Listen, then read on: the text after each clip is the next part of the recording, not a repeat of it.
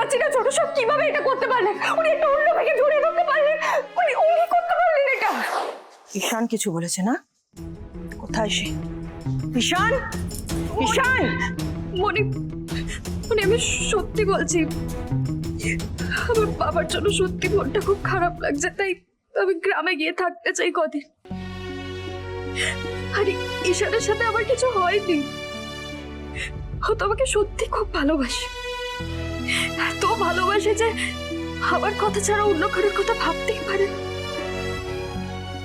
জানো অনুশ্রী, ঈশানকে নিয়ে আমি এত দুশ্চিন্তায় থাকতাম না। উফ বাপরে, সে ঈশান এখন কত বদলে গেছে। মাঝে মাঝে আমারই তো অবাক লাগে ওকে দেখলে। আর এই সবটা সম্ভব হচ্ছে তোমার জন্য। বাবার জন্য মন খারাপ করছে, কান্নাকাটি করো না। আমি তোমাকে বাবার কাছে পাঠানোর ব্যবস্থা করবো, হ্যাঁ? কিন্তু আপাতত যাও, ঘরে যাও, বিশ্রাম নাও, কান্নাকাটি না। থাক বাবা, থাক। আমি পাঠানোর ব্যবস্থা করছি।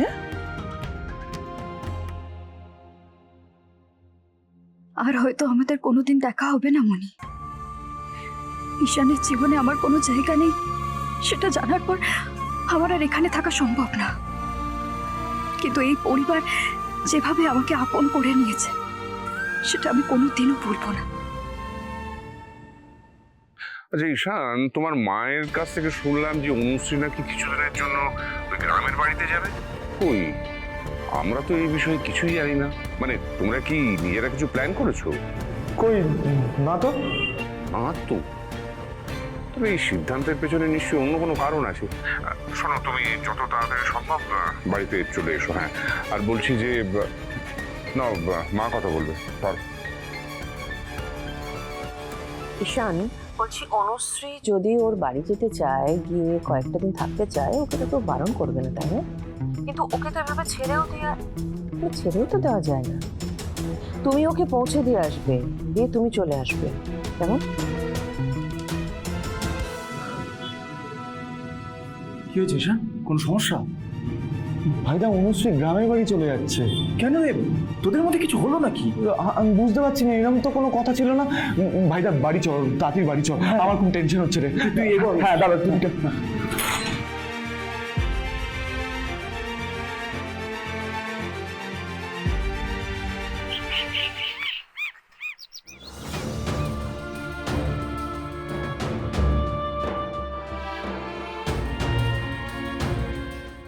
তুমি তো জানোই আমি তোমার ওই চোখ দুটোর প্রেমে পড়েছি।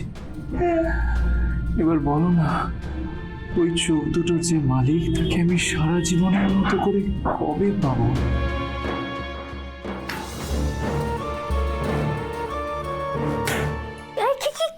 কি হয়েছে? ফোনটা ভেঙে যাবে তো।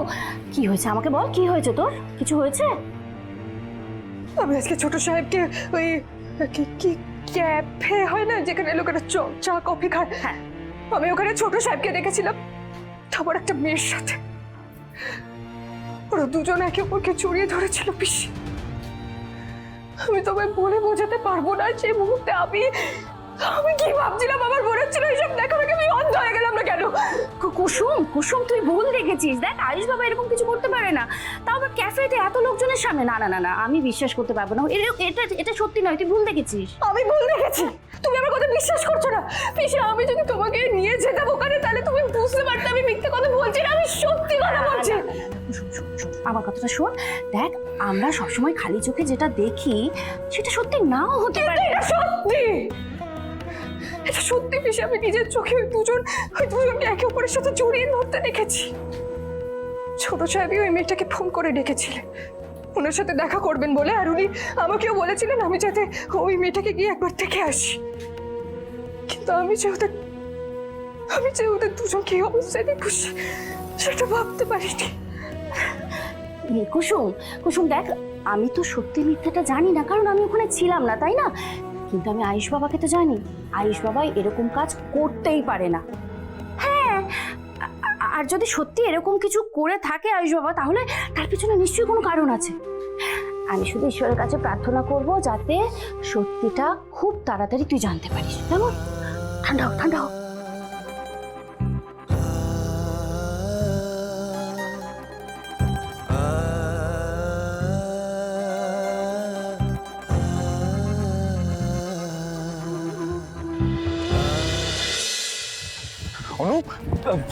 এই তুমি ব্যাগটা রেখে ভেতরে যাও, আমি দেখে নিচ্ছি।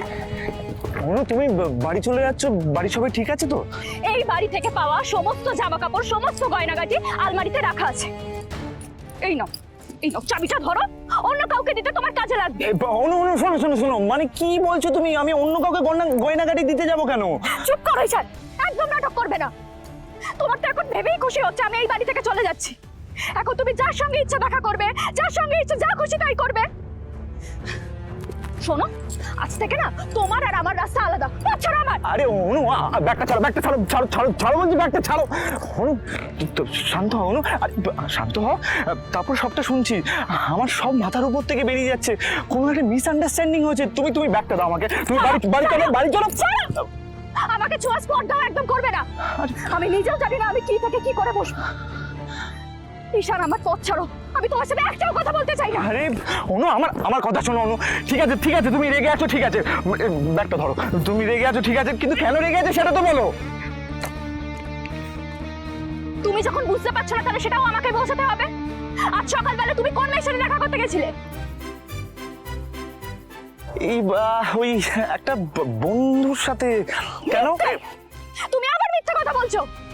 তুমি শালিনী বলে একটা মেয়ের সাথে দেখা করতে গেছিলে, আর এখন তুমি তার সাথেই রিলেশনে আছো। এই না না অনু, চুপ করো একদম।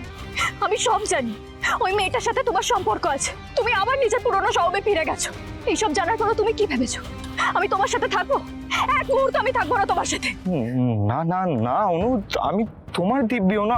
তুমি ছাড়া আমার জীবনে কেউ নেই, বিশ্বাস করো অনু, তোমার দিব্যি। তাহলে রাস্তার ধারে ওই মেয়েটার হাত ধরে তুমি বাইকে বসিয়ে নিয়ে গেলে কেন? তার জন্য আবার তুমি পোশাক বেছে দিচ্ছ। কই, আমার জন্য তো তুমি কোনোদিন শাড়ি বেছে দাওনি। এই রে, কি করি? অনুকে কি করে সবটা বোঝাই? ভাইদের সিক্রেট আমি কোনোভাবেই অনুকে বলতে পারবো না। আর যতক্ষণ অনু সেটা না জানছে, ও বুঝবে না আসলে আমরা কি করছি।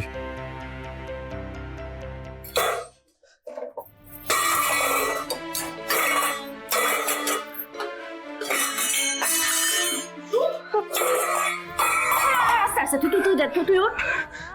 ও, আমি কি করছি আজকে? স্থিরভাবে কাজই করতে পারছি না। কি হচ্ছে? এত চিন্তা করলে তো কোনো কাজই স্থিরভাবে করতে পারবি না। কি হয়েছে বল, কেন এরকম করছিস? কিভাবে স্থির থাকি বলো তো?